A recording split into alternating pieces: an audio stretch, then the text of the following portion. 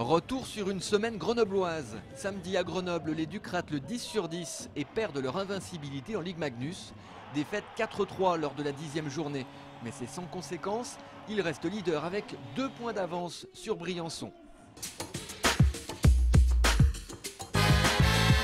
Mardi soir, comme on se retrouve? Cette fois-ci, demi-finale de Coupe de la Ligue, match aller et résultat très différent. Les Ducs corrigent Grenoble 8-4 après un match d'anthologie. Pourtant que ça a mal commencé. Dès le début, avantage très net pour les champions de France. Ça patine mieux, plus vite, plus fort et ça paye. Grenoble ouvre la marque en début de deuxième tiers. Ensuite pour les Ducs, c'est le trou. Je pense qu'on a amorcé ce match-là d'une façon un petit peu trop polie avec Grenoble. On a eu un petit relâchement d'environ une dizaine de minutes. Puis avec une équipe comme Grenoble là, qui ont 3 bonnes lignes d'attaque, puis ça patine bien. On l'a vu, ils ont marqué 4 buts.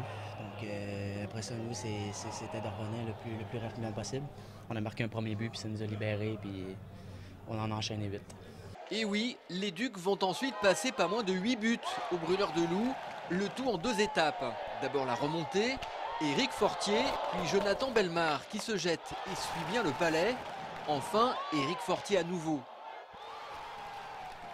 On s'est dit même à 4-0, il ne faut rien lâcher. On ne sait jamais, on peut toujours revenir. Puis ce soir, on a monté beaucoup de caractère. Tout le monde est allé. Les 3 blocs sont allés à fond. Tout début de 3e tiers-temps, c'est la délivrance. Thierry Poudrier égalise grâce à un rebond laissé par le gardien international de Grenoble. À 4-4, les Ducs viennent de faire preuve d'un caractère en acier trempé qui interpelle. On a toujours cru en ce groupe-là, c'est certain. Mais de là à ce qu'ils reviennent avec autant de buts puis autant d'efficacité, je pense que la patinoire a explosé ce soir. Deuxième étape justement, l'explosion. Et pour preuve, le public est debout. Pour la première fois du match, Jonathan Bellemare donne l'avantage à son équipe. Il est bientôt suivi par Pierre-Luc Laprise qui offre 2 buts d'avance à 10 minutes de la fin du match.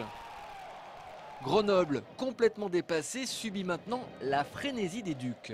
La force de frappe a été incroyable ce soir. Je ne crois pas que l'année passée, on aurait pu revenir comme ça face à une équipe comme Grenoble.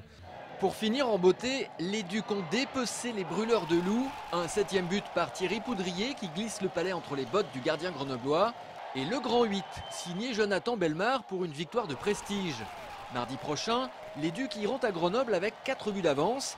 Mais attention pour le match retour, Grenoble promet de bien les accueillir.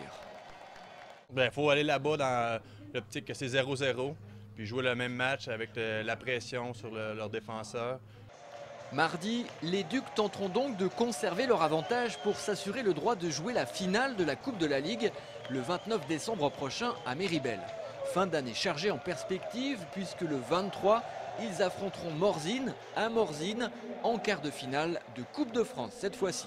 Mais plus près de nous, vendredi 5 décembre, les Ducs accueillent Dijon en match avancé de Ligue Magnus.